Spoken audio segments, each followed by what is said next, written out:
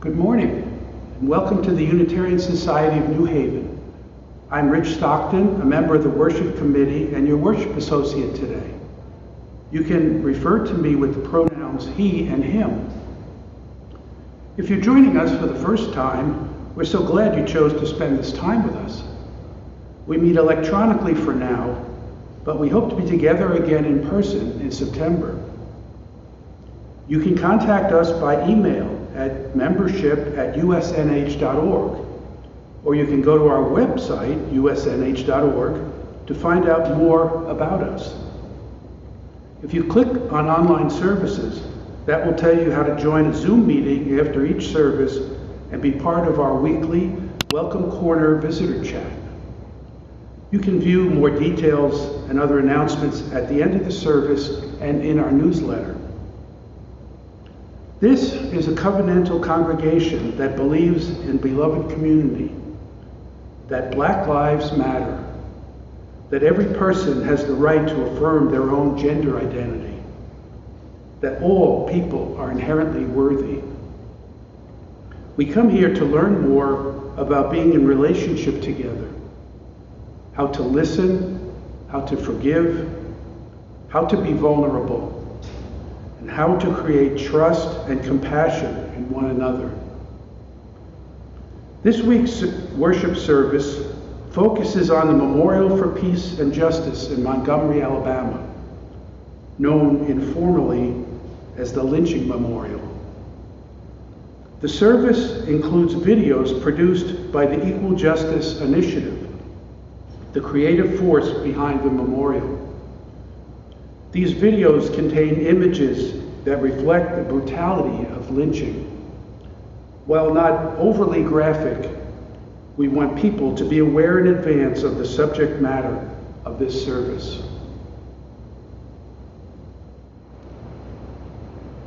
Friends, let us be together now in an open-hearted spirit. Let us hold our past with honesty and clear vision. Let us hold our present with a steady and persistent demand for justice and truth. Let us hold our future with hope for progress toward a more inclusive, equal, and just nation. Come, let us worship together.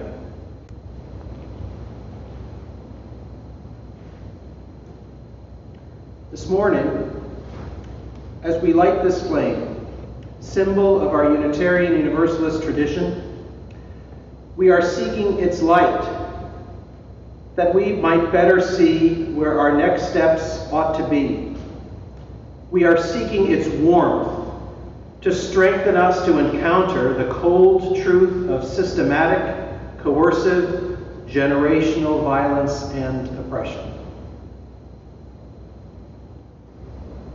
Covenant lies at the center of how Unitarian Universalists gather in community.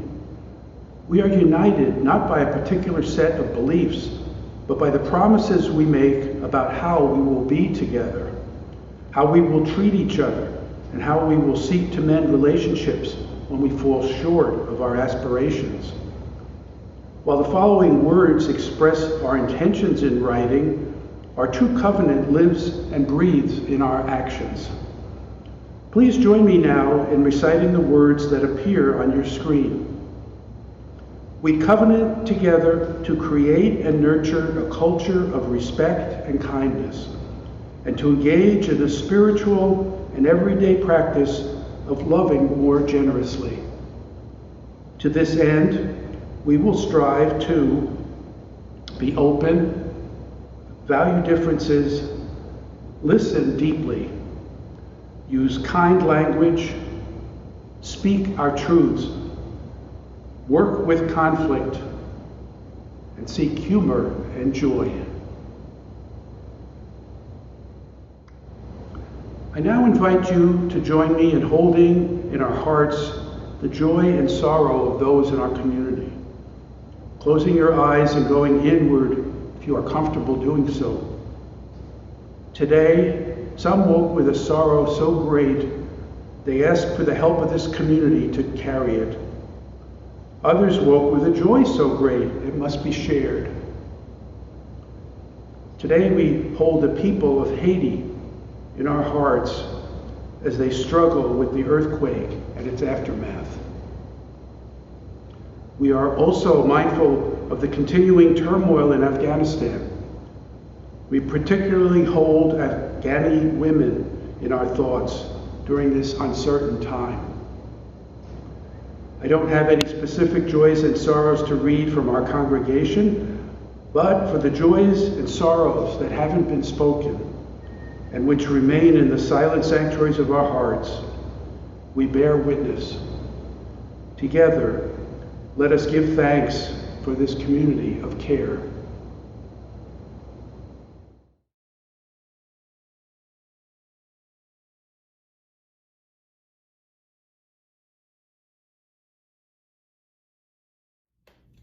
Oh freedom, oh freedom, oh freedom, freedom is coming.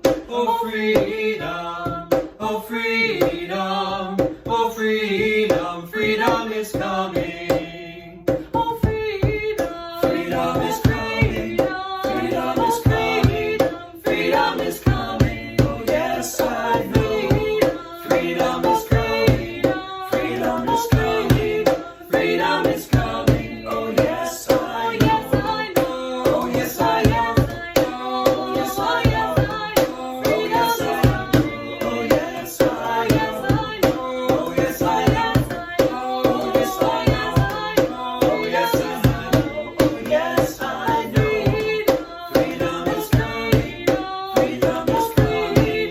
Freedom is coming. Oh yes, I know. Freedom is coming.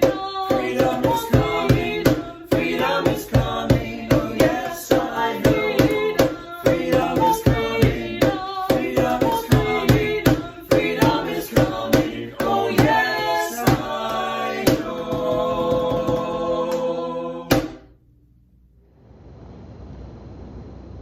So last month, I found myself in southern Alabama on a road trip with my childhood best friend, Bill Milford, driving back to the Northeast. As we started off, Bill had reserved tickets to the National Memorial for Peace and Justice in Montgomery, informally known as the Lynching Memorial, part of the outreach work of the Equal Justice Initiative, or EJI for short. EJI, quoting from its website, is committed to ending mass incarceration and excessive punishment in the U.S., challenging racial and economic injustice, and protecting basic human rights for the most vulnerable people in American society, end quote. Bill and I also visited the memorial's partner site, the Legacy Museum in downtown Montgomery, which explores the history of slavery, racial segregation, and the unequal protection of the legal system throughout our nation's history. While this service will focus on the National Memorial for Peace and Justice, the Legacy Museum and EJI's other outreach work is truly no less important to learn about. EJI's website is an abundant source of information, including about the organization's founder, Brian Stevenson, whose life and work is the focus of the 2019 film Just Mercy. Again, for more information about any of what you hear about this hour, I invite you to visit eji.org. This morning's service is, I say, focused on the memorial. The EJI website introduces the memorial with these words. More than 4,400 African American men, women, and children were hanged, burned alive, shot, drowned, and beaten to death by white mobs between 1877 and 1950. Millions more fled the South as refugees from racial terrorism, profoundly impacting the entire nation. Until now, there has been no national memorial acknowledging the victims of racial terror lynchings. On a 6-acre site atop a rise out overlooking Montgomery, the National Lynching Memorial is a sacred space for truth-telling and reflection, about racial terror in America and its legacy." End quote. And further, the memorial structure at the center of the site is constructed of over 800 Corten steel monuments, one for each county in the United States where a racial terror lynching took place. The names of the lynching victims are engraved on the columns. The memorial is more than a static monument.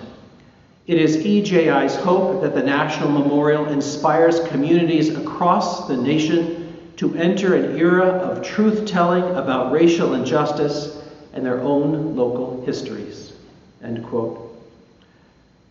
This service came to be because as Bill and I walked through the memorial, I had the strongest and really completely unexpected feeling of connection back to USNH, of hearing a call to share the experience I was having with my faith community. With every step through the memorial's grounds, I felt more strongly that this is what I should do. I don't get that feeling a lot, to say the least. But as I passed under and around the monuments, as I explored the sculpture installations and read the inscriptions and the poetry interspersed throughout the memorial, much of which you will see in the next hour, I kept thinking that what we try to lean into at USNH is in alignment, or should be in alignment, with the work that the Equal Justice Initiative is pursuing in Montgomery. For this morning's service, as I reflected on how to share this profound experience, I came quickly to the realization that I needed to let the memorial and EJI speak for itself, as you have already heard me do. With the express permission of EJI, the service is going to share some video presentations from their website that help to explain far more eloquently than I the thinking behind the creation of the memorial and hopes for what impact it may have on our broader social fabric.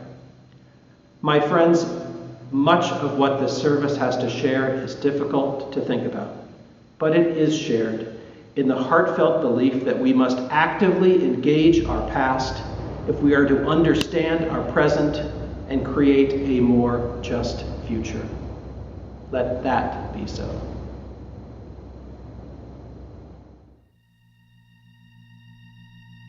I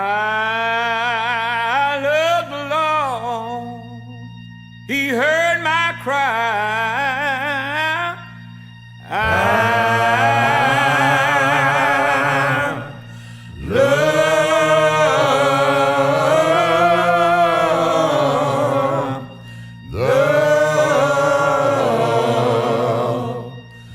Lord. He heard my cry,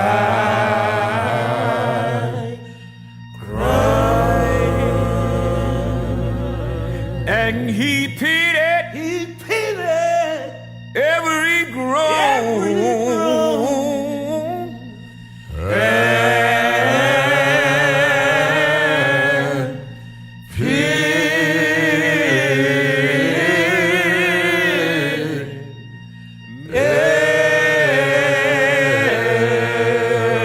every groan.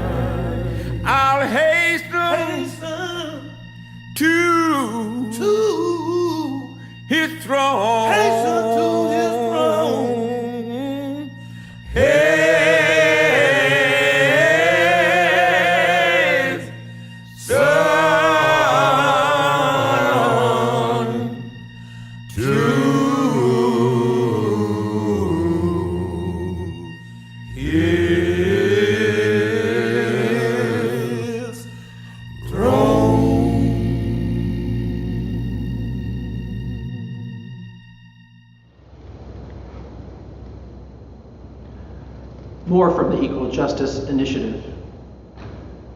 More than 4,400 African Americans were lynched across 20 states between the end of Reconstruction in 1877 and 1950. Racial terror lynchings were more than just hangings. They involved groups of white people committing acts of fatal violence against African Americans to instill fear in the entire Black community. These lynchings were frequently carried out in broad daylight, and perpetrators could expect impunity. Government officials frequently turned a blind eye or condoned the mob violence. This era of racial terrorism shaped the geographic, social, and economic conditions of African Americans and America as a whole in ways that are still evident today. Lynching and racial violence fueled the forced exodus of millions of Black people as refugees from the South into urban ghettos in the North and West during the first half of the 20th century, and created a social environment where racial subordination and segregation was maintained with limited resistance for decades. Many Black refugees and exiles who fled the American South faced marginalizing and disadvantaged circumstances in the urban North, Midwest, and West. Black people who remained in the South faced continued threat, terror, and humiliation rigidly maintained by legalized racial segregation. The violence and terror of lynching created a legacy of racial inequality that has never been adequately addressed in America and continues to sustain racial injustice and bias. Public acknowledgement of mass violence is essential not only for the victims and survivors, but also for the perpetrators and bystanders who suffer from trauma and damage related to their participation in systematic violence and dehumanization. Many communities where lynchings took place have erected monuments recognizing the Civil War, the Confederacy, and white Southerners' violent retaking of local power after Reconstruction. But very few monuments or memorials address the history and legacy of lynching, and most victims of lynching have never been publicly acknowledged.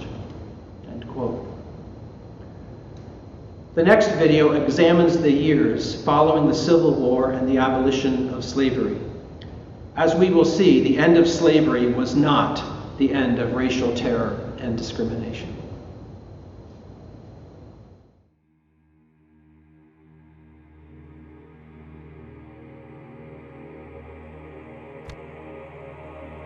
After 2.5 centuries of enslavement in the United States, where Black people were tortured, abused, sexually assaulted, killed, and subjected to forced labor, emancipation finally came at the end of the Civil War with the ratification of the 13th Amendment in 1865.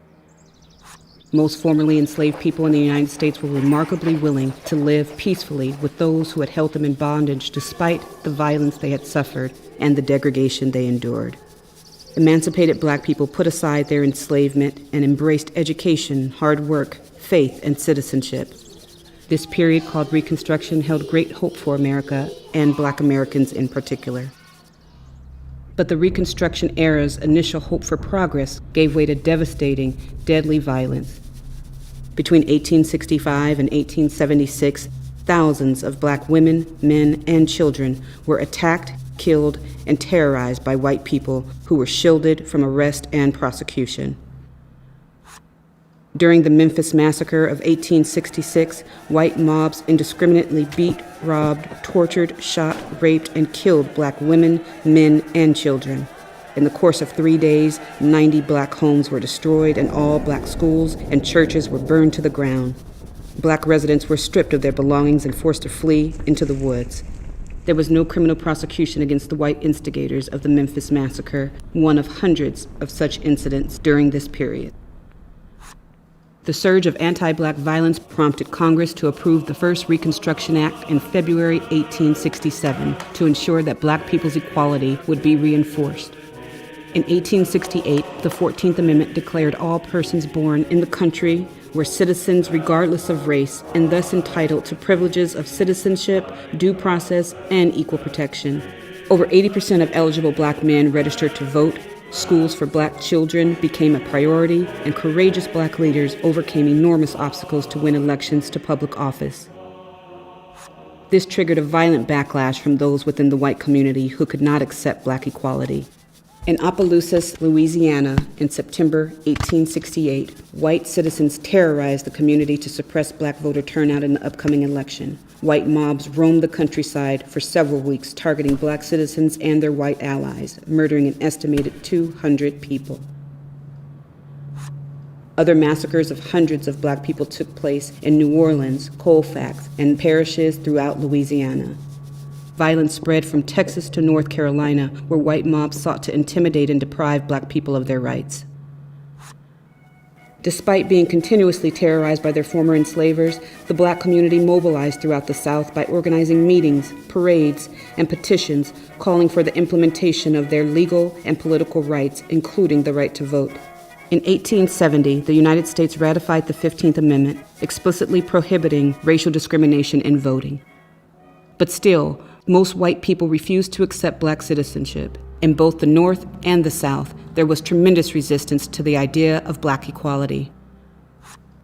On October 10, 1871, African-American activist and Union Army veteran Octavius Cato left the Philadelphia, Pennsylvania school where he served as a teacher and administrator and headed to the polls to cast his ballot in the city's mayoral election. Mr. Cato successfully cast his vote, but on his way home from the polls, he was assassinated by Frank Kelly, who had ties to white supremacist party leaders and who was later acquitted by an all-white jury. Being attacked or killed on an election day was a common reality for black citizens. During Reconstruction, an estimated 2,000 black men served in elected office from local and state positions all the way up to Congress. But increased political participation came at a cost of increased white violence against the black community. In Vicksburg, Mississippi, in December 1874, where black people gathered to protest the removal of their elected black sheriff from office, white mobs attacked and killed at least 50 of them. And then, in 1877, just 12 years after emancipation, the meager progress that was made towards securing equal rights for black citizens was abandoned when political compromise with Confederate holdouts resulted in the removal of the last federal troops from the South. The commitment to abolish chattel slavery was not accompanied by a commitment to equal rights or equal protection for African Americans, and the hope of Reconstruction quickly became a nightmare of unparalleled violence and oppression. It was during Reconstruction that a century-long era of racial hierarchy, lynching, white supremacy, and bigotry was established, an era from which the nation has yet to recover. 1.5 centuries after the Emancipation Declaration, racial injustice persists in America. EJI presents this report on the tragic period of Reconstruction to describe its implications for the issues we face today. We believe our nation has failed to acknowledge our history of racial terror and that we must commit to a new era of truth-telling, followed by meaningful efforts to repair and remedy the continuing legacy of racial injustice.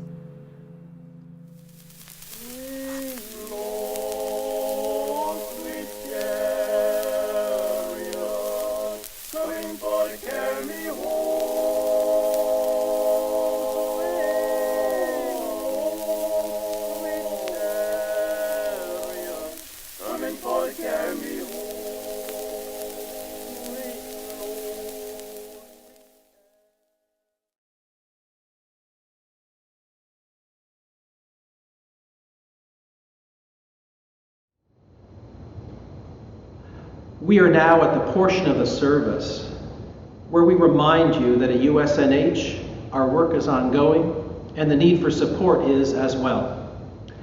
This week, I would ask you to consider not only supporting USNH by going to usnh.org and clicking on the donations button, but also to consider navigating to eji.org and supporting the vital work of the Equal Justice Initiative. The music for the offering is Billie Holiday's 1939 song, Strange Fruit, based on the poem by Abel Meeropol, which speaks directly to the horror of lynching. As the song plays, please pay attention to the slides on your screen, which were transcribed from a portion of the memorial which describes scores of individual lynchings and the reasons given to justify the act. The offering will now be gratefully received.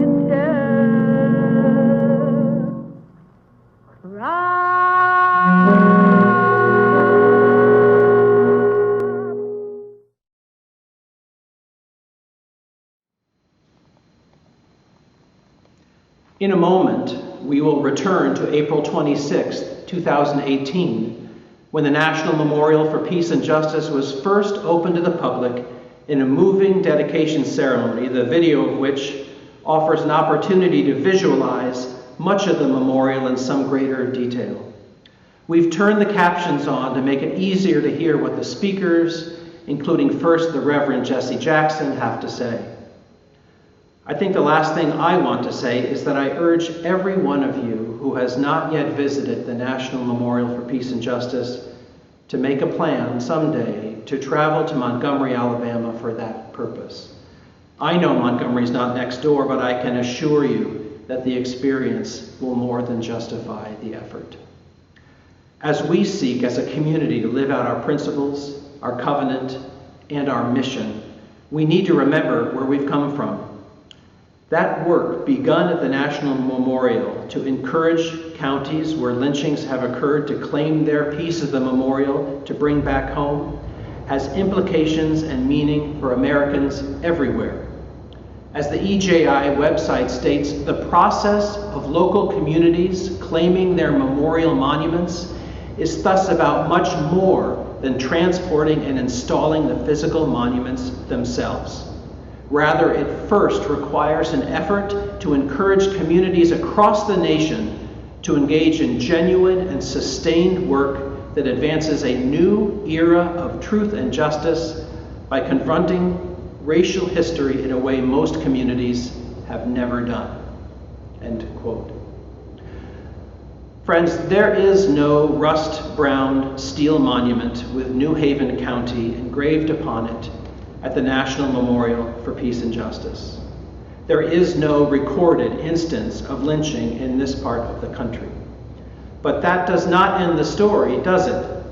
For there are many instances of racial injustice, of unequal access to housing and employment, to unequal treatment under the law, of racial profiling and unjust treatment by the police and other government institutions. These are all taking place day in and day out here in Connecticut.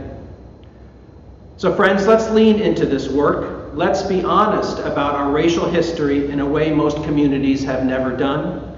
And let's be open to what arises when we do.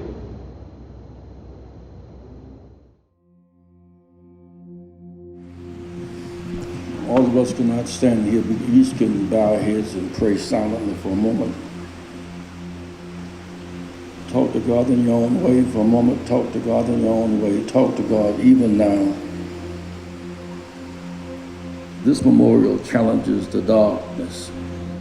Slavery in America was violent, traumatizing, and tragic.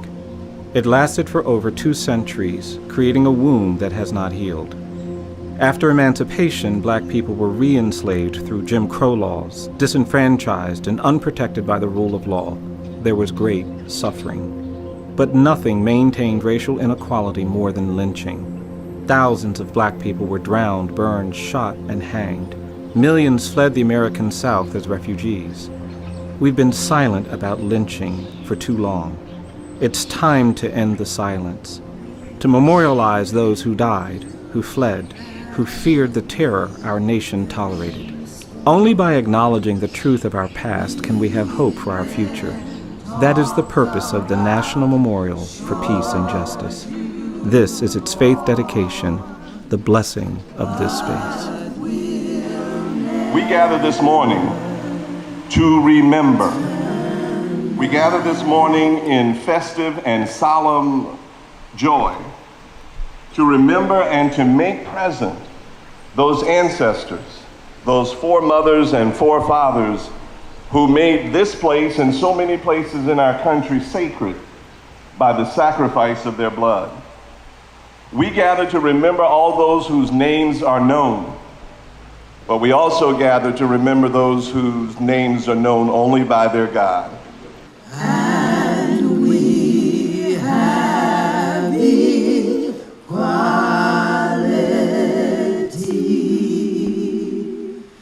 We have walked through the shadows of death.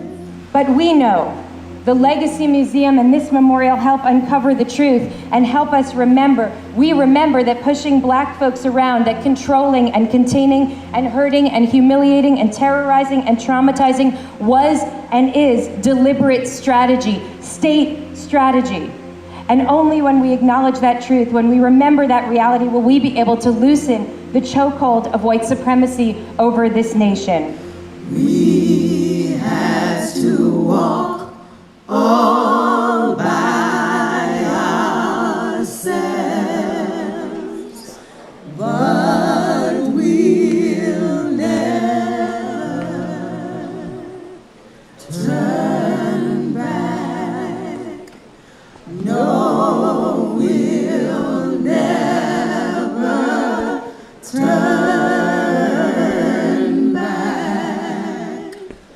We have hung on. Whether it was the Middle Passage where millions of people were thrown overboard, was it slavery itself, where many times slaves were beaten in front of families, in front of children, in front of pregnant women to send a message of fear. Or this legacy of Jim Crow, where they used lynching as a tool to control the economics of the community. And now we know today that we are talking about mass incarceration, and it is the same racialized terror. It is the same racialized terror. That is an opportunity where they put fear into the people to ensure control.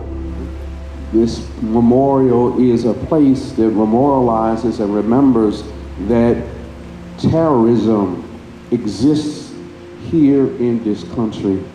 We have hung our heads and cried for all those like Lee who died for you and died for me. We believe that in the soil there is the sweat of those who were enslaved. In the soil is the blood of those who were lynched. In the soil are the tears of those who were humiliated during segregation. But in the soil we have collected, we can plant something, and it can grow, and it can be beautiful, and it can nurture us, and it can feed us and lead us into a new era. Died for the cause of equality, but we'll never turn back. I'm standing here with Brian today to say that that's our challenge. And every time you look at one of these people, they're not just crying out to be remembered for the lynching that took place. They're crying out to say to you, you can do better. We can do better. We can create the beloved community. We can create a place where all of us can thrive. We can create that world if we stand together and work together and believe together and hope together and dream together for that very day where all justice rolls down like a mighty rivers and righteousness like a mighty stream. No, we'll never turn back until we've all been free and we have equality,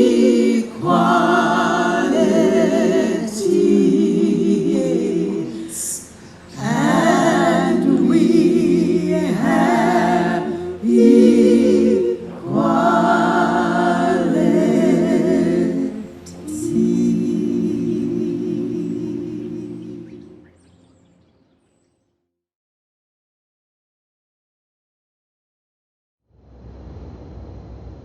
Today's reading is the poem Invocation by Elizabeth Alexander, which can be found engraved upon a stone marker near the end of the tour through the memorial.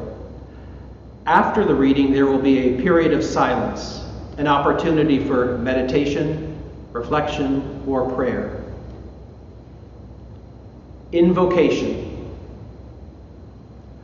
The wind brings your names. We will never dissever your names, nor your shadows beneath each branch and tree. The truth comes in on the wind, is carried by water. There is such a thing as the truth. Tell us how you got over. Say, soul, look back in wonder. Your names were never lost. Each name a holy word. The rocks cry out. Call out each name to sanctify this place. Sounds in human voices, silver or soil.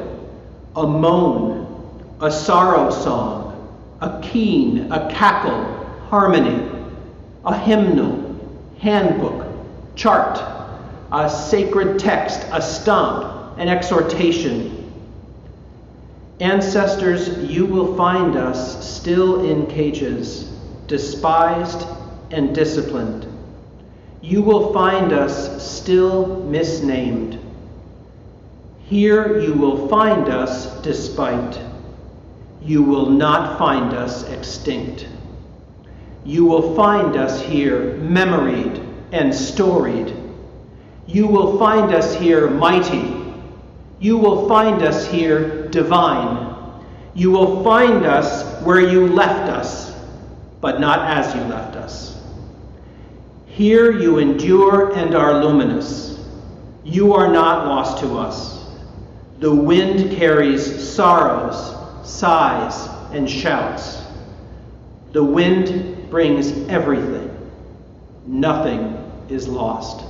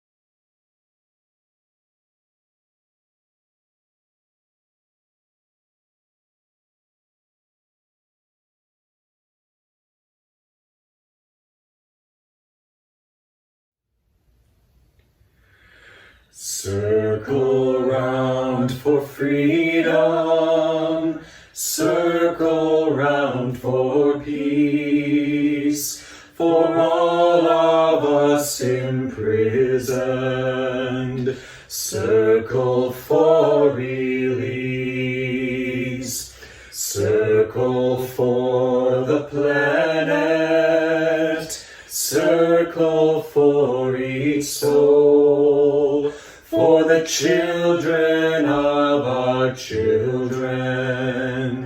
Keep the circle whole. Circle round for freedom. Circle round for peace. For all of us imprisoned. Circle for release. Circle for the planet. Circle for each soul. For the children of our children. Keep the circle whole. For the children of our children. Keep the circle whole.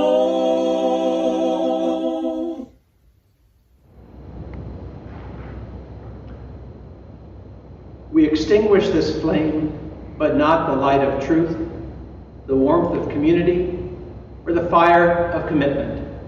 These we carry in our hearts until we are together again.